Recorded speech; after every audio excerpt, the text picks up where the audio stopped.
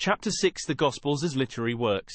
Christianity as a movement owes its origin to the person and work of Jesus Christ, its founder and its head. Except for a few fragmentary statements, the authentic records of his life are contained only in the four Gospels of Matthew, Mark, Luke, and John, which have been regarded as canonical by the Christian Church from the earliest period of its history.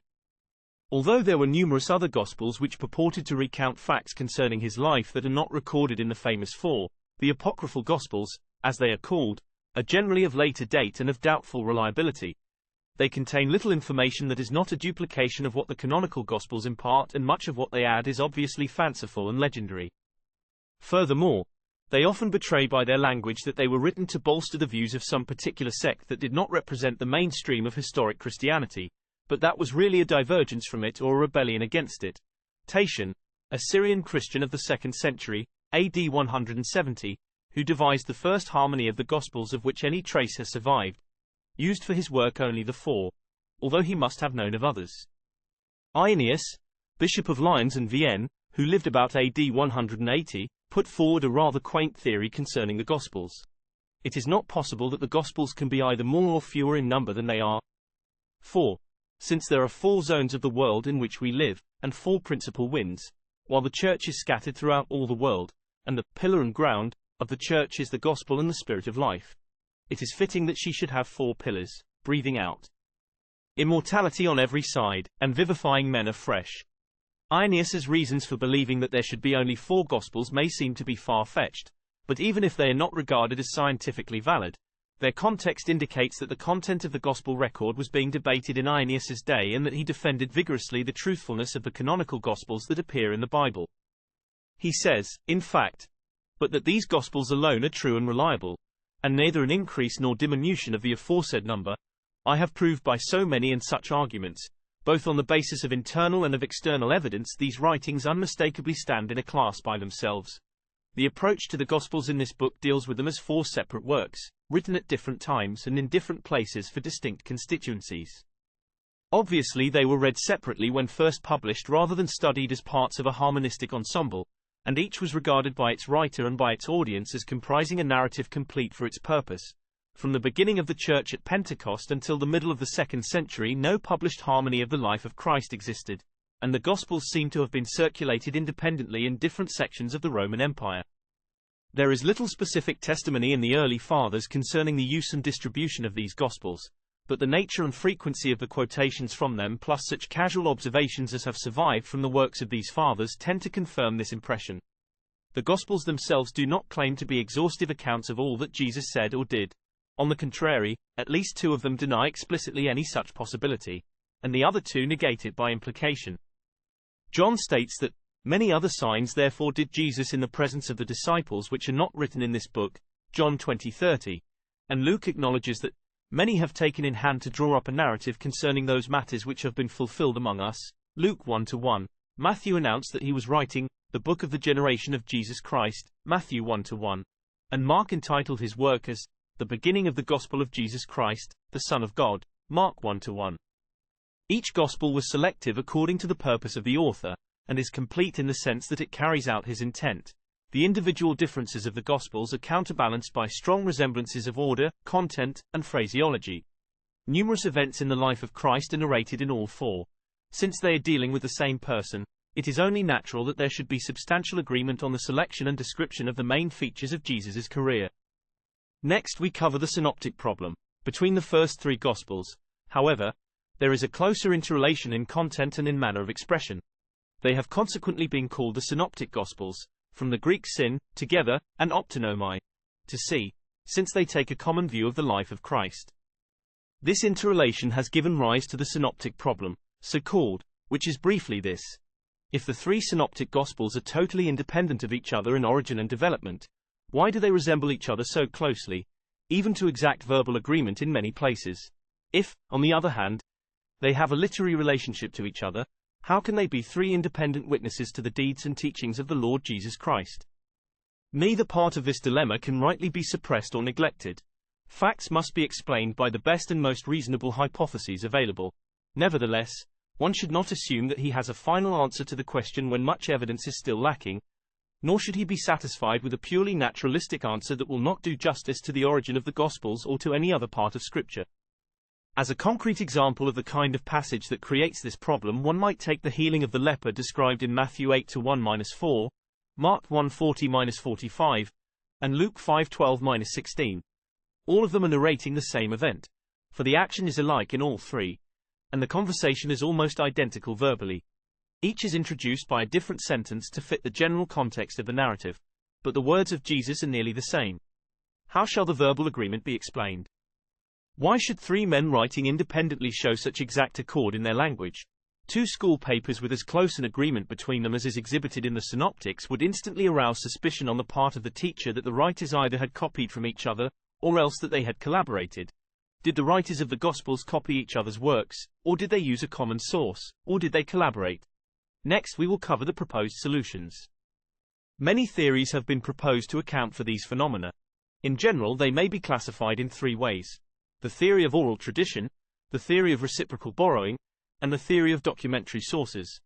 Each of these theories has some merit, though not all three can be simultaneously correct. The oral tradition theory is the oldest of the three, since it seems to have been the underlying assumption of the Church Fathers. Pappers remarked that Matthew recorded the sayings of Jesus in Aramaic, Hebrew dialect, notes, and that every man interpreted them as he was able. Mark, he said, was Peter's scribe and interpreter who wrote accurately all that he remembered, but did not necessarily put it in original order of speaking or action. Irenaeus followed the same line of thought, calling Luke's gospel a reproduction of Pauline preaching, and by attributing the fourth gospel to the disciple of Jesus who leaned on his breast at the Last Supper. The fathers were not infallible, and it is possible that they may have been mistaken. In the century between the fall of Jerusalem and the height of Irenaeus's career, the Church was too busily engaged in preaching and in defending itself to pay much attention to the technicalities of authorship. On the other hand, Pappers and Irenaeus are the earliest direct witness to the authorship of the Gospels, and their testimony should not be rejected without a fair attempt to interpret it. In each instance that they mention, they assume that the Gospel writer either possessed personal knowledge of Jesus' works and teachings, or else that he was reproducing the content of preaching which he had heard repeatedly from some apostolic authority. The theory assumes that the facts concerning Jesus had been collected and organized, then memorized, and finally delivered orally in a fairly fixed form. Several factors lend plausibility to this view. First is the certainty that the message of the Gospels was preached before it was written. If Jesus were to be presented to the populace by his followers, they must tell a consistent story containing the significant elements of his career, and they must repeat these as they encountered new audiences or as they instructed the believers by repetition. Constant reiteration tends to crystallization of form. A repeated story will become stereotyped.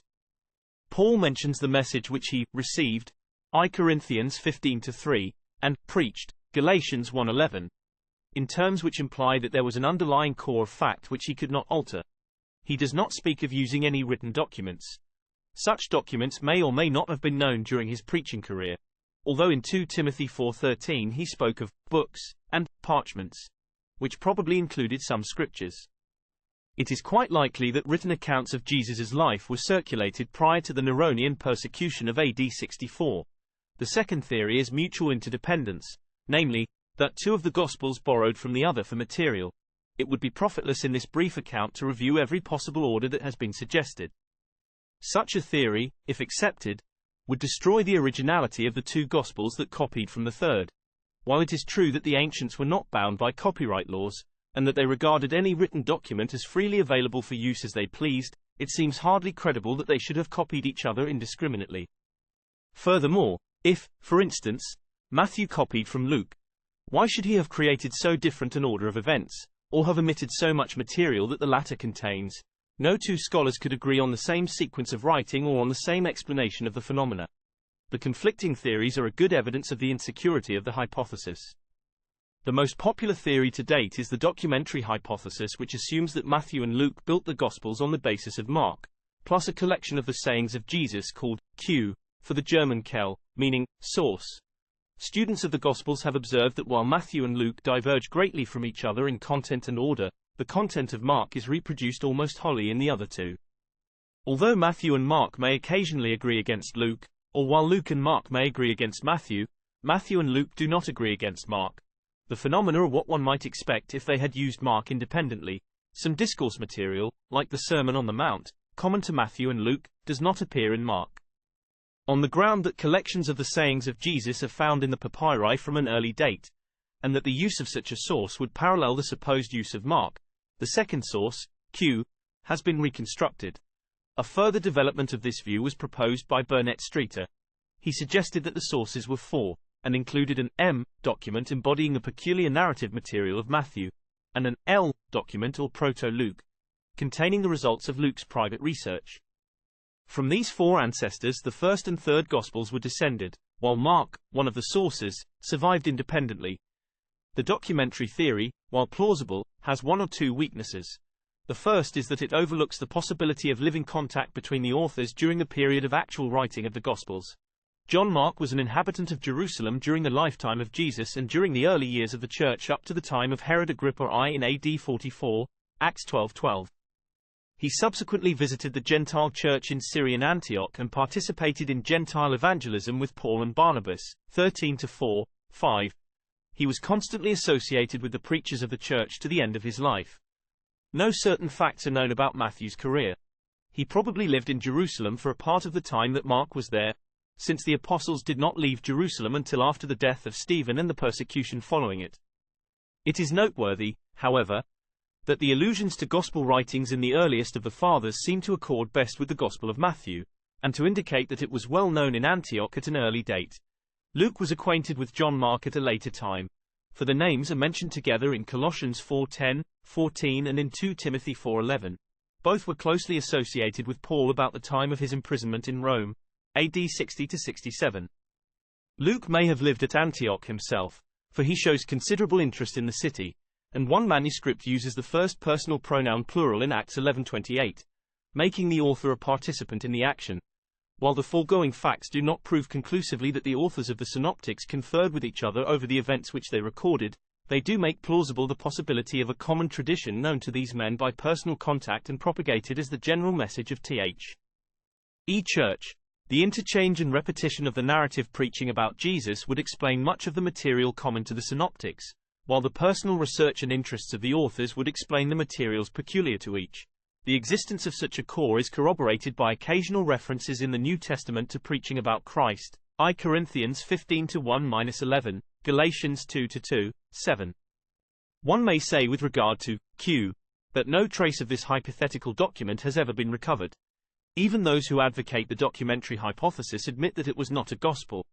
Undeniably, collections of Jesus' sayings existed at an early date, for some have been recovered from the papyri, but there is no convincing proof of the independent existence of this shadowy scroll.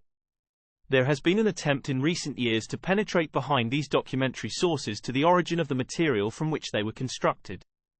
The Formgeschichte school has contended that the sources were compiled from anecdotes about Jesus and from fragments of his teaching that were circulated independently by his followers. These stories have been classified in various categories, such as miracles, epigrams, edifying tales of good deeds, and historical recitals like the Passion narrative of Jesus' last days. According to this theory, these biographical items were collected, put in a framework constructed by the author, and woven into a narrative which became either a gospel source or a gospel. The Formgeschichte theory takes one back to oral tradition, but deals with it as an incoherent mass of fragments rather than as an organized presentation of Jesus' life. Undoubtedly, many episodes of Jesus' life and bits of his teaching were used as illustrations or texts, and would become known to the public apart from any context. It is quite as possible, however, that they may have been detached from an existing body of history as that they were simply odd recollections assembled by accident. From the very first day of Christian preaching there must have been some logical sequence of narrative that was used to present the person and career of Jesus to men. No one of these theories briefly sketched here has proved sufficient to account for the origin of the Gospels. Much more evidence is needed before a complete answer can be given to all of the questions involved. A few facts, however, seem reasonably certain. 1. The Gospel of Matthew represents the notes that Matthew took on Jesus' teaching, with a framework of narrative that closely, and at times, verbally, resembles Mark. The resemblance could be explained on the basis of common tradition and of living contact quite as well as by appropriation of written work. 2. The Gospel of Mark represents the main line of narrative preaching about Jesus. It was reproduced by a man who had contact with the apostles from the very inception of the church, and it was written while some of them, at least, were still alive. Its content was known at a very early date, whether the actual document had been published then or not. 3. The Gospel of Luke represents the independent account of Paul's traveling companion, who wrote in the 7th decade of the 1st century, and who incorporated both the narrative framework of apostolic preaching and the results of his own research. Many of the parables and miracles recorded in Luke are not identical with those of Matthew, and even the teachings of Jesus are organized differently. If Luke and Matthew both used a cue, one of them certainly took liberties with it. Either Matthew arranged the bulk of its teaching topically, as in the Sermon on the Mount, Matthew 5-7, or else Luke scattered its teachings through his gospel at will. It is more reasonable to assume that Luke may have met Matthew personally, or that his reproduction of the sayings of Jesus had its source in direct contact with the people who had first heard them and with the apostles who preached them. Some other aspects of this question deserve consideration. One is that the dates of composition and of publication may be widely separated. Matthew, for instance, could have collected his notes during Jesus' lifetime, but they may not have reached the public in organized form until a long time afterward. If so, they could have been used by others in the interim, and the final form need not have been identical with the former collection.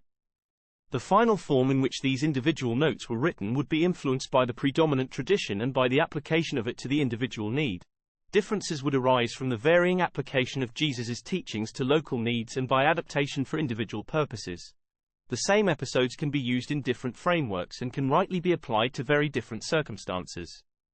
The disagreements in the accounts thus become negligible, since they do not predicate any deep inconsistency within the documents themselves. The Gospels should be treated as honest attempts to arrange the life of Jesus for didactic purposes. Unquestionably it was the core of apostolic preaching, for it appears in Peter's address on the day of Pentecost, Acts 2:22-32, in his sermon in the house of Cornelius, 10:36-43, and in Paul's address in Antioch of Pisidia, 13:23-33. The synoptists could not have been ignorant of this oral tradition, as it is called. In fact, Luke's preface implies that the writer knew what had been handed down by ministers of the word, Luke 1-2. While the theory of oral tradition may not explain all of the synoptic problem, it is worth more attention than has been accorded to it in recent years.